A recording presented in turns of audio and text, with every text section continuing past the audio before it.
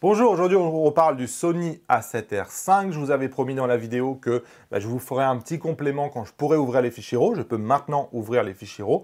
Pour rappel, j'ai accès à des versions de Lightroom et de Capture One, des fois plusieurs semaines ou plusieurs mois à l'avance, qui me permettent d'ouvrir ces fichiers RAW. Donc la version actuellement ne le permet pas. Donc cherchez pas. Ce dont on s'aperçoit quand on ouvre ces fichiers RAW, c'est que clairement, la montée en ISO est un peu différente par rapport au A7R4. Et ce qui change principalement, c'est le bruit de couleur, donc le bruit chromatique. Ici, je vous le montre à 100%. Peut-être que sur YouTube, vous ne verrez pas vraiment la différence. Hop, je vous le passe à 400%. Vous allez voir que ça va être tout de suite beaucoup plus visible. Il y en a un qui a beaucoup de bruit de chrominance, le A7R4, et il y en a un qui en a beaucoup moins, le A7R5. Et c'est vrai que, quel que soit l'endroit où vous regardez, ça va toujours donner cette impression de fichier beaucoup plus propre sur le A7R5 que sur le A7R4. Je vous rappelle que là, on est vraiment dans le pixel peeping, 400%. Si vous regardez la même chose à 100%, c'est déjà un peu plus difficile à voir, même si moi, sur l'ordinateur, une fois que vous avez compris quelle était la différence, vous voyez bien la différence, on a beaucoup moins de bruit de couleur sur le A7R5. Cette différence, elle perdure à ISO 6400. Ici, je suis zoomé à 100%. Je vois bien la différence. Ici, si je regarde sur le vert qui entoure la photo, moi, sur mon appareil, sur mon ordinateur, je le vois bien. Et quand je vous le zoome, évidemment, j'imagine que vous le voyez maintenant bien sur YouTube. Allez, je pense que vous avez compris. On est maintenant à ISO 12800.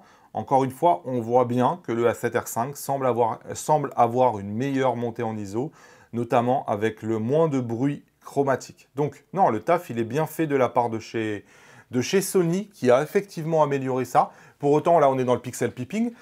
Est-ce que réellement, vous allez voir la différence? C'est pas sûr. Déjà, c'est une différence que je ne vois que si je zoome vraiment à 100%. Et j'ai essayé de la mesurer. Le gain, il n'est pas d'un stop. Le gain, il est plutôt de 0,5 stop. 0,7 stop selon les photos. Donc, moi j'ai tendance à dire généralement qu'il faut au moins gagner un stop pour réellement voir la différence sur la montée en ISO. Ici, on ne les gagne pas, les un stop. Donc, oui, c'est cool. C'est j'ai envie de dire un side bonus en anglais, donc un bonus additionnel quoi en gros. Si vous achetez ce boîtier-là, c'est toujours cool de savoir qu'il monte un peu mieux en ISO que le A7R4. Je ne changerai pas complètement mon boîtier uniquement pour cette raison-là. Je voulais aussi revenir sur le Pixel Shift. Pour moi, c'est une des fonctionnalités majeures introduites par ce A7R5. Le Pixel Shift, vous savez, c'est on utilise la stabilisation pour faire une photo encore plus haute résolution, 240 millions de pixels. Jusqu'à maintenant, c'est une fonction qui existait depuis longtemps, mais que personne n'utilise parce que ça ne tolère pas le mouvement. Ici, sur le A7R5, c'est compatible avec le mouvement des feuilles et le mouvement des personnes. Et je commence à avoir vu beaucoup de tests de cette fonction-là et tout le monde est épaté de voir que ça marche réellement bien. Même quand il y a des feuilles qui bougent, même quand il y a des personnes qui bougent. Donc pour le photographe de paysage, ça peut vraiment être une fonction, j'ai envie de dire game changer, parce que il peut faire tous ces paysages à 240 millions de pixels. Et pour beaucoup de photos, avoir cette capacité à faire des photos avec énormément de détails, ça peut quand même être vraiment cool. Je voulais revenir sur la stabilisation. On a vu beaucoup de tests de ce A7R5 avec des conclusions très différentes sur la stabilisation. Certains qui disent je ne vois pas la différence. Et moi, je vous ai dit, ouais, aussi bien en photo qu'en vidéo, je vois une grosse différence. Là, ce n'est pas mineur. Pour moi, c'est une grosse différence. Quand j'ai testé, Anthony pourra vous le confirmer, on a testé avec le 200-600. On a commencé à 600 mm. Et on n'a vu aucune différence entre l'ancienne stabilisation et la nouvelle. J'ai creusé depuis. Et j'avais parlé notamment aux ingénieurs qui disent en fait, non. La stabilisation du capteur, elle est surtout utile pour des focales jusqu'à 200 mm. Pour les focales qui commencent à s'éloigner du 200 mm, de plus en plus, c'est plutôt la stabilisation à l'intérieur de l'objectif que vous voyez. Donc, à partir du moment où vous faites des tests, et tous ceux qui vous ont montré des tests, par exemple à 600 mm, en fait, ce qui vous montre, c'est la stabilisation de l'objectif. Parce que la stabilisation du capteur pour ces focales-là, elle est beaucoup moins importante. Donc, moi, j'ai pris le parti de vous le tester à 200 mm.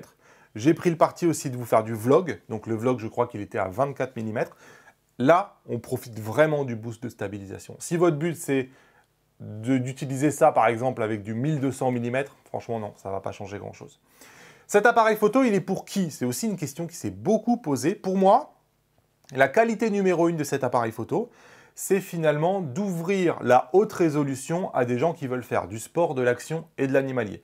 Jusqu'à maintenant, ces gens-là, c'était un peu compliqué parfois avec le A7R4 parce que son autofocus était un peu plus limité que ce que a le A7R5. Je ne veux pas dire que c'est un mauvais autofocus parce que si vous regardez mon test du A7R4, à l'époque, je vous avais parlé déjà que l'autofocus était limité, mais ça reste un bon autofocus. Aujourd'hui, par exemple, il est meilleur que l'autofocus qu'aurait Fujifilm. Donc, c'est un bon autofocus, celui de l'A7R4. Pour autant, c'est probablement pas suffisant pour quelqu'un qui fait principalement du sport, de l'action et de l'animalier. Aujourd'hui, pour la première fois, un utilisateur Sony a accès à la haute résolution et c'est compatible avec ce genre de pratique-là. L'animalier, on est toujours trop court. Avoir cette capacité de recadrage, c'est vraiment cool. Donc, pour moi, c'est principalement la principale avancée, c'est que on a de la haute résolution avec un super autofocus pour beaucoup moins cher que le Sony Alpha 1. Un photographe de paysage, ça peut valoir le coup rien que pour le pixel shift. Quelqu'un qui fait à la fois de la photo et de la vidéo c'était pas son fort hein, au Sony A7R4. Là, on a une partie vidéo qui est quand même beaucoup plus costaud. A l'inverse, quelqu'un qui fait beaucoup de photos à ISO 6400 ou ISO 12800, à vous de juger en fonction de ce que je viens de vous montrer sur les photos, mais probablement que dès que vous allez commencer à introduire un peu de réduction de bruit, l'avancée est minime. Sony n'en a pas fait des tonnes sur cette avancée de montée en ISO, donc probablement qu'ils ont jugé justement que eux aussi, ce n'était pas significatif. Un photographe de portrait ou de mariage, probablement pareil. Ça ne va pas changer grand-chose, vous avez la même rafale. Les algorithmes de détection des yeux marchaient déjà très bien sur le A7R4. Probablement que vous n'arrivez déjà pas aux limites du A7R4. Je pense que vous ne verrez pas beaucoup de différence sur le A7R5. J'ai lu aussi des commentaires qui sont un peu déçus. Hein. La concurrence est forte sur le full frame.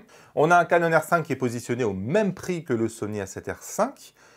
Et en fait, le Canon R5, il a une meilleure rafale. Il monte à 20 images par seconde, le double de Sony. Et il fait de la 4K 120.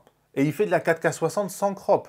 Donc, je peux comprendre les gens qui se disent « Ouais, un peu déçu quand même. Sony, qui a toujours été leader et qui a toujours été le premier à nous mettre les fonctions, aujourd'hui, il est un peu moins le leader sur le boîtier. Mais il a cette gamme d'objectifs qui est vraiment leur force chez Sony. Hein. Et probablement quand même, hein, il faut le dire, que Sony a voulu ménager son Sony Alpha 1. Si on avait mis du 20 images par seconde et du 4K 120 au Sony A7R5, peut-être que les utilisateurs de Alpha One qui ont payé 7000 €, ils auraient vraiment fait la gueule. Donc voilà, Sony a cette gamme très riche en boîtier qui fait qu'ils doivent être toujours tentés de protéger le boîtier supérieur. Voilà, merci à tous ceux qui l'ont précommandé chez ipln.fr avec le code créateur Damien. Merci beaucoup, ça m'aide à fond.